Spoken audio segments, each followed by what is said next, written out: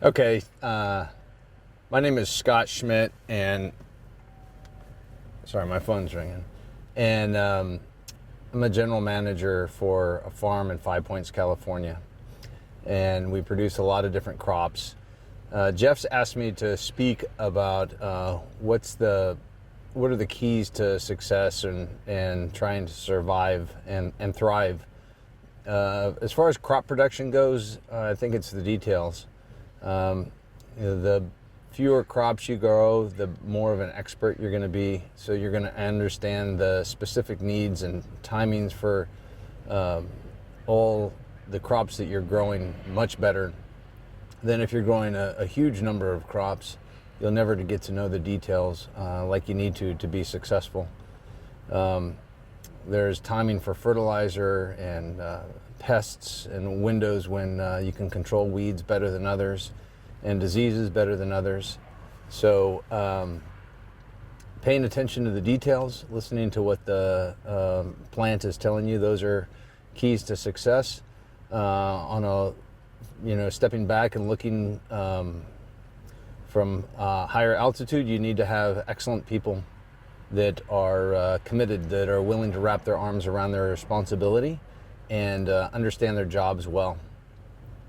They need to be really the farmer as much as you're the farmer. They need to see and understand the plant as well as you do, so that they can address the plant's needs and stresses. Back further from that, higher up, you need to have a good game plan for marketing your crops, managing your water, and your input resources, and those dollars that affect everything. So it's a pretty complicated job. There's lots of moving parts. There's a lot going on, and consequently a lot can go wrong, but a lot can go right under even difficult circumstances. I grow vegetables, among other crops, trees and vines, in the San Joaquin Valley of California on the west side. What does it mean to be a vegetable farmer here today? Means that I produce large quantities of vegetables for an industry that provides 30% of the world's tomatoes that are processed for the market throughout the world. Fresno County produces 10% of the tomatoes in the world today for processing. It's the efficiency, the quality, the ability for all those environmental issues that revolve around having a good stewardship of that resource and providing it at a cost-effective level for the society food supply in a long-term storage, which in essence is what processed tomatoes do, whether it's for whole peeled tomatoes, diced tomatoes, ketchup, or whatever type of tomato product you have. We make it here. The only place in the world that really has the infrastructure available to do this and have it in a way that is totally food safe from whatever parameters anyone wants to measure it at. I'm excited about the fact that we have that ability, and you're not going to do that in small areas and in local conditions because of the amount of food that the world actually needs that people have a hard time comprehending.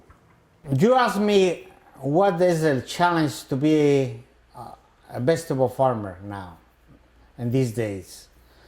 Well, the challenge is to be a vegetable farmer right now is in our area.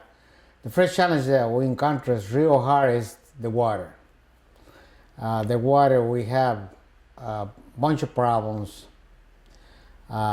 We don't have the ability to get water from the district, so we had to supplement the water with well water. Our well water,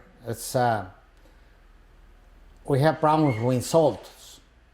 We have problems with salts, and that one is challenging the whole team. You know, salts kind of lack some kind of tied up nutrients to the plants. So we had to really look for ways to feed our plants the necessary to produce the crops that we need to survive. Another challenge is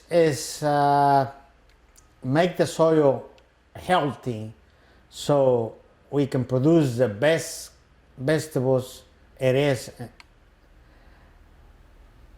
And for that, we had to come out with cover crops, build organic matter in the soil, with soil amendments. And everything is challenging. We try to do minimum tillage. Minimum tillage is a combination not only for tillage, but also looking at the right tools to do the job that we need to do to disturb the soil the minimum that we can. And at the same time, to make this soil the fertile soil that we can to produce real high quality produce. Like you see, everything involves money. Now we had to challenge everything for marketing. Looks like every year the price commodities we grow every year is a challenge. They want for less money. Our cost for water, fertilizer is more. So we had to really look ways like say for when the less to produce more, but at the same time good quality. I think is what we facing now these years, in my area. Okay, Grandpa Eddie was Mr. Willey's dad. His great-grandparents were from Westphalia, where they have a saying, Der Mensch ist, was isst. Man is what he eats. And quite literally, the molecules that were once our food become the structure and function of our human form. They were born in a tiny seed, nurtured in a bed of clay, fed by the light of a star. The clay is ancient. The light is now. Intimacy with the food is our future. Agriculture and soil, for what it is the foundation of the health system of any nation. We are beginning to learn that we will never solve the so-called healthcare crisis in our country unless we solve the crisis of diet. So farmers are basically health practitioners.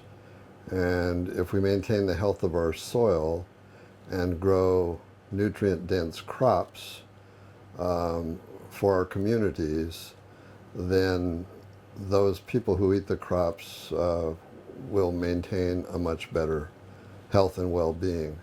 We have certainly been discovering that the major deficit in our diets in this country over the last 60 years of our experiment with industrial food, the major deficit is eating more fruits and vegetables.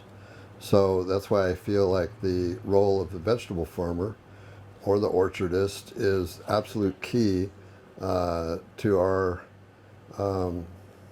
improving the entire well-being of our country and to solving the healthcare issue that is eating up $2 trillion of our $15 trillion economy and not keeping us very healthy in the process. So it's a big job, but hopefully many of you will take on that task and follow in my footsteps because as you can see, I'm nearing the twilight of my farming career. So thank you.